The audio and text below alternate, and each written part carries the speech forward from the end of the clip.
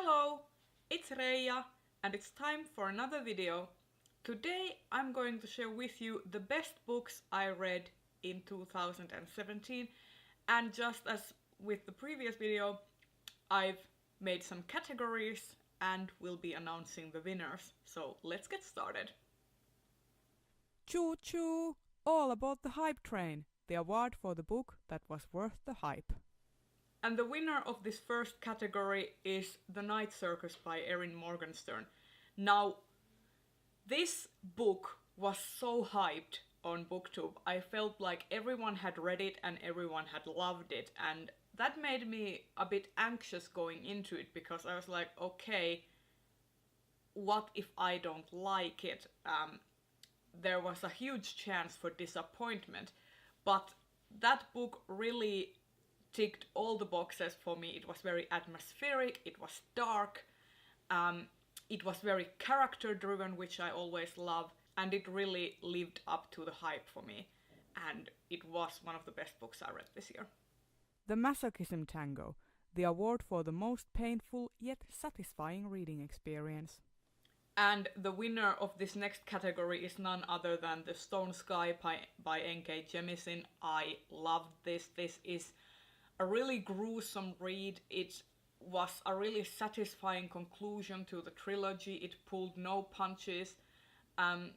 You really found out a lot about the world, and there was that fear if N.K. Jemisin would be able to top herself after Obelisk Gate and the 5th season, and boy did she deliver. This book was amazing.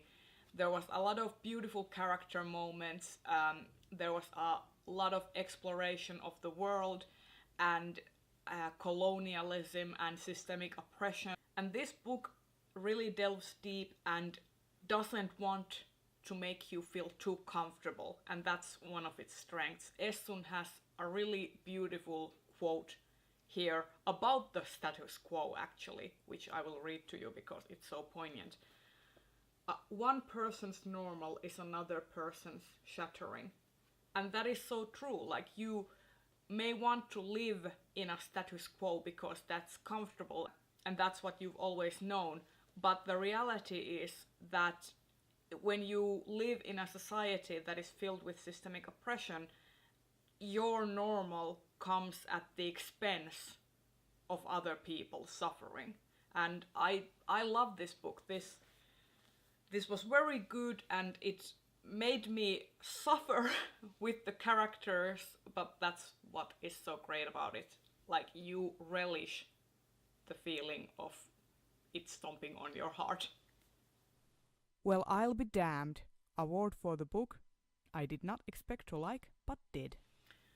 And the winner for the third award is Lincoln in the Bardo by George Saunders. Now, this book is a work of literary fiction, and it is a genre that I don't usually go for. And the fact of the matter was that I wasn't sure I was going to like this, precisely because it is not something that I usually reach for. And I was really pleasantly surprised to discover that this was one of my favorite books for the year. And it was very atmospheric and raw and a delightful reading experience. I basically read this book in one sitting because it's also a very quick read, and I just couldn't put it down. I sat on the sofa and I read it all the way through, and I want to go back and listen to the audiobook version of this too, because Sean from Secondhand Shan recommended it, and I just love this book. It surpassed my expectations, and that's what this particular award is all about. Ring me up, friend.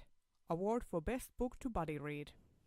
And the winner for this award is The Wall of Storms by Ken Liu. I buddy read this with Caitlin from Kitty G and James from James Chatham, and we had a grand old time. Everyone was coming up with comments, and this book raised a lot of emotions, and I had a ton of fun discussing this with them.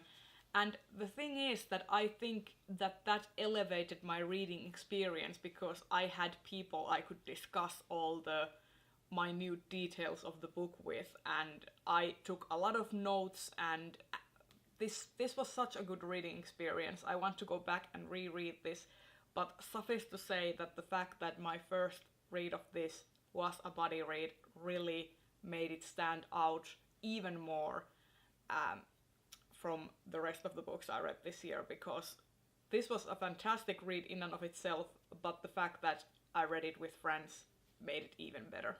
Fluff and Snuff Award for the book that was fluffy and violent at the same time. And the final award goes to Amberlow by Lara Elena Donnelly.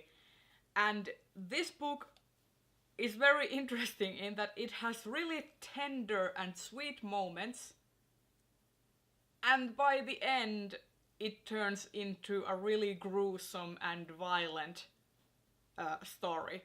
And I was here for it. I was here for the fluff and I was here for the snuff. I love this book. And I can't wait for the sequel. I can't imagine what Donnelly will bring to the table next. But I really like the fact that we got some really awesome character moments in this book. And I also like the fact that Donnelly wasn't afraid to dish out some serious consequences for those character actions. And I love that. I love that immensely. So really looking forward to the next book. It's one of my most anticipated reads of 2018. And there you have it. These have been the best books I read in 2017. If you like this video, please consider giving it a thumbs up and subscribe to my channel if you want to see more. And I will see you in the next video. Bye bye!